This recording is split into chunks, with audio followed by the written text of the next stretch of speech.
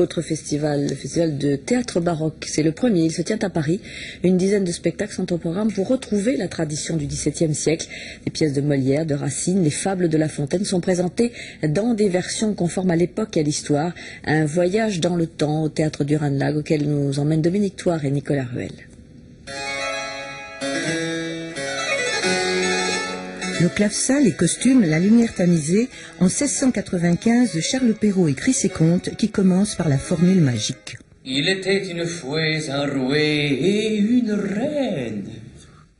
La Belle au bois dormant est déclamée, dansée, chantée comme à l'époque. Le moindre geste a un sens. La gestuelle, ça permet d'imager le propos du comédien. Celle d'après, qu'elle aurait de l'esprit comme un ange.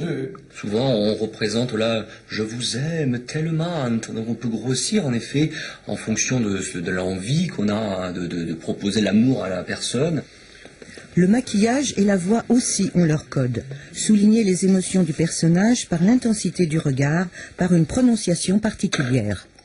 Il y a par exemple un A, et en normal on va dire A, et en A baroque on va dire A. C'est souvent la ponctuation qui nous aide à savoir comment moduler notre voix.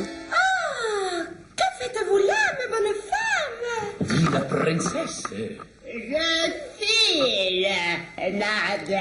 Les voix, la musique et tous les sortilèges deviennent possibles. L'intérêt de ce théâtre actuellement, c'est de redécouvrir des textes que tout le monde connaît. Et la manière de dire, la manière de déclamer peut permettre au public de rentrer dans une sorte de rêve, dans une sorte de passage dans un temps autre. Le grand aumônier, les mariades à la chapelle du château et la dame d'honneur.